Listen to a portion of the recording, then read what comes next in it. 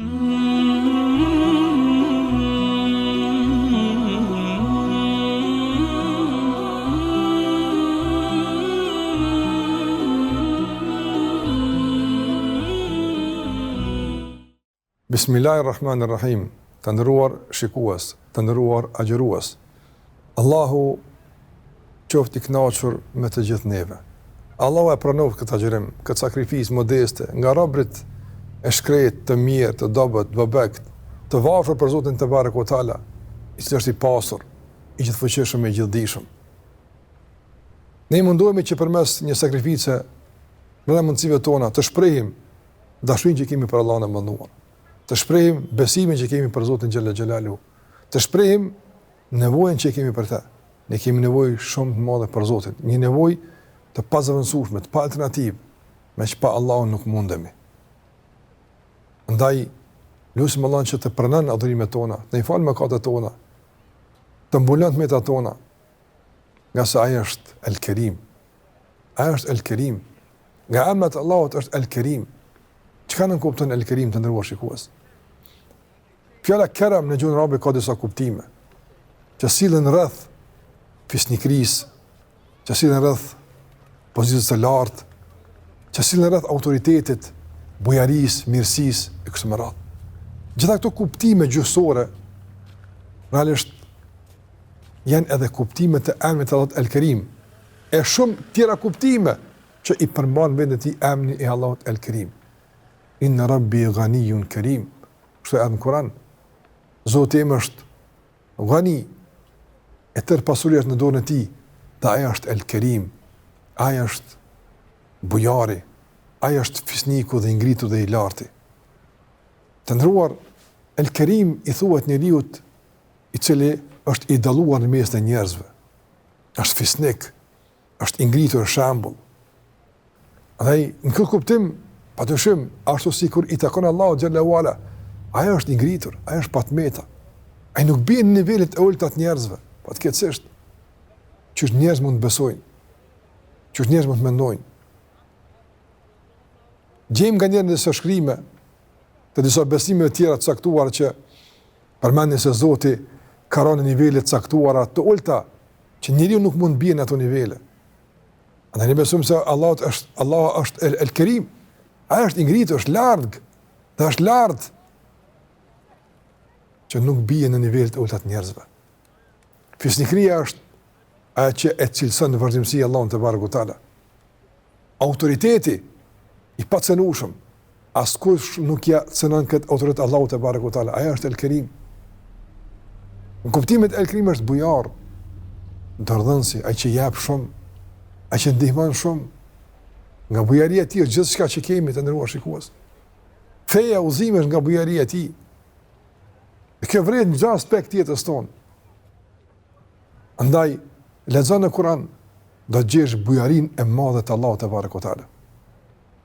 Në çfarë kuptimi? Si është kujdes për mësimin? Si më agjëru, kur më agjëru, çka e prish, lehtësimet, kjo është nga bujaria.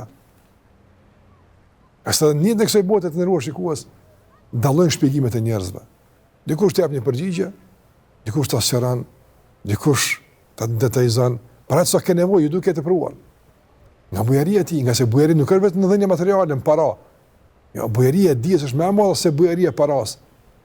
Ai që të mëson është padyshim që të ka ndihmuar më shumë se ai që të ushqen. Ja pse dyhet e më rëndësi. Dyhet e më rëndësi. Ndaj bujaria Allah shihet në shpjegimet e Kuranit, në udhëzimet e shpalljes, dërgimin e pejgamberëve. Sa është Allahu bujar. Bujaria Allah xhallahu ala të ndërruar shikues në falje. Sa fal Allahu azza xal. Bujaria Allah në shpërblim. Ti e bën një vepër, ai shpërblen sikur ti kishe bërë 10 të tilla. Dinë 700 fish, shkon shpërblimi i Allahut. Bujaria ti në shpërblim. Bujaria e tij edhe në dhënje. Njerëzit kanë mëkate, kanë shime. Allahu nuk e falënderojmë. Prap Allahu te barekuhu teala nga bujaria e tij i furnizon e ju ndihmon e ju jap. E pafundshme bujaria Allahu xhallahu ala të ndëruar shikues. Bujaria Allahu xhallahu ala të ndëruar shikues është gjithashtu mirësia e tij. është e ndërlidhur me mëshirën e tij, me butësinë e tij. Jo sikurse për shembull tek njerëzit, dikush mund të jetë bujar, po mendje madh, bujar po arrogant, bujar po të përmend dikur kur të nxën gusht. Allah nuk është. Allah është bujar dhe i mëshirshëm. Allah është bujar dhe i butë me ty. Bujar dhe i falë mëkatet. E bujaria Allah xhallahu ala është nivel tjetër. Padyshim se nuk është i ngjashëm me Allahun askush. As në qenjen e tij, as në cilësitë e tij, e as në emrat e bukur të tij. E kur themi Allah është bujar, ne e përdorim këtë term sa për të kuptuar ne për çfarë bëhet fjalë. Por jo që bujaria Allah xhallahu ala është e ngjashme me të njerëzve. Kur, absolutisht. As në sasi, as në kuptim, as në përmbajtje, as në asgjë. Dhe Allah është bujar, dhe ai për shembull të ndrosh shikues, është bujar pse është bujar. Jo pse i duhet. Ka njerëz që janë bujar, po, por për shembull e bëjnë nganjëherë për shkak që Allahu më i rujt, fëmijët më harujt. Është bujar pse don me gëzu një autoritet tek njerëzit, për shembull, ju ndihmon njerëz që njerëz më ndihmu, ne jemi të varfër. Edhe në bujarinë tonë jemi të varfër. Allahu xhallahu ala në bujarinë e tij është i pasur. A i jep njerëzve? Pas një kompenzim. Pas një kompenzim. Nga bujaria. Allahu xhallahu ala kur kërkon nga njerëzit falënderimin, e bën për ta, që shpërblen, e të ngritin, e të fitojnë, jo që i duhet Allahut falënderimin. Kur e kërkon nga ata adhurimin, dhe u arikujton se ajo është drusi begative, kjo nuk është bujari e kursezuar, por është për të mirë njerëzve. Edhe kjo është bujari, kur na mëson se si duhet shpëtuar. Bujaria e Allahut është gjithë përfshirëse të ndërshikues. Nuk ka të bëjë me segment jetës. Ka njerëz që mund të jenë bujar në dije, mund të jenë bujar në pasuri, mund të jenë bujar në guxim, në forma ndryshme. Dorso tek Allah është përmbledhur tërë bujaria. E tërë bujaria. Të gjitha aspektet e bujarisë dhe kuptimet e kësaj vlete madhe realisht janë tek Allahu te barekutaala në nivelin më të lartë mund të përkryer absolut pa atmeta.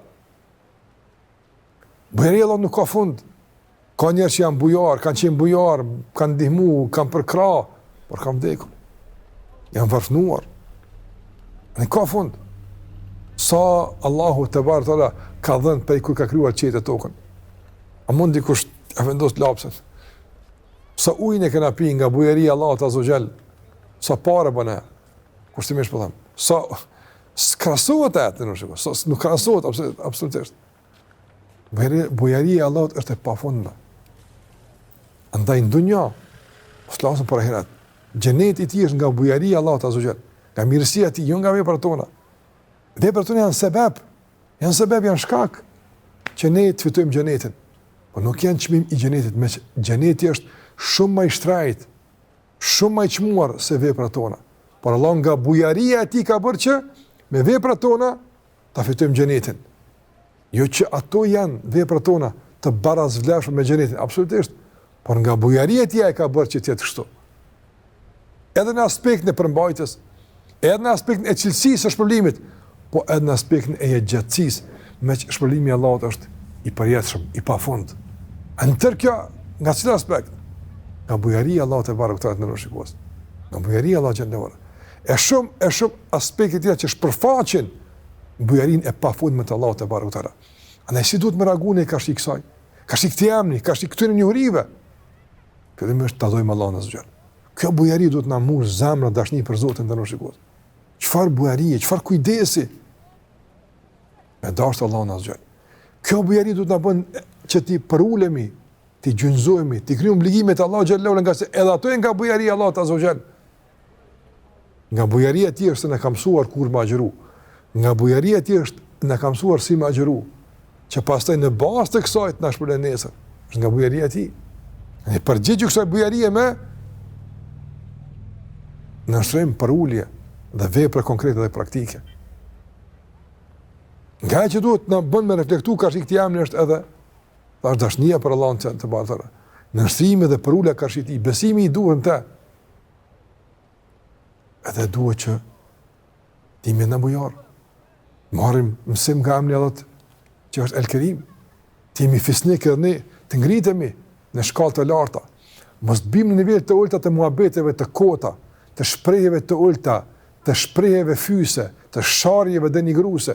Besimtarë dhe besimtarë nuk bin këto nivele, nga se kanë përfituar nga emri Allahut El Kerim, i cili edhe kur flet me nivel më të lartë të elegancës e komunikimit e gjuhës së përdorur. Edhe kur jep në mënyrë më të mirë të mundshme. Prandaj ngritu në këtë nivel të elegancës, të zotnillëkut, të bujarisë, që edhe kur t'japësh me zotnillak dhe elegancë, pa nënçmim, pa fyrje, pa përbuzje, pa shantazh, pa përmendje, pa interes nga njerëzit, nuk e shpresuar gjithmonë vetëm shpëlimin e Allahut manduar. Timi bujar, ta luftojmë kooperacinë, qase kooperacia është në shpërputhje totale me besimin. Kooperacia dhe besimi janë diametrisht të kundërta, nuk përputhen. Veç besimtari nuk është kooperac. As në kohën e tij, as në dijen e tij, as me autoritetin e tij, e as me pasurinë që Allahu ja ka dhënë. Elusim Allahun që është El Kerim, që Allahu të fisnikron shpirtat tonë, zemrat tona. Elusim Allahun që është bujar, na bën edhe neve bujar. Që bujaria jonë të prek të gjitha fushët e jetës. Bujar me dijen tonë, bujar me këshillat tona, bujar me guximin, trimnin tonë, bujar me shëndetin tonë, bujar me angazhimet tona, bujar me raportet tona, me komunikimin tonë, dhe bujar me pasurinë tonë. Allahu bëf që kjo bujari na bën të dashur tek Allahu dhe ta bën Allahun të dashur tek ne. E në bazë të kësaj dashurie, kësaj bujarie, kësaj mirësie, të fitojmë edhe xhenetin e pafund, të bujarisë së pafundme të Allahut te barekuhu teala. Ndëruar, kaq për këtë pjesë. Zoti i dhashtë bujari e na bëf nga ata që janë bujar, jo koprac.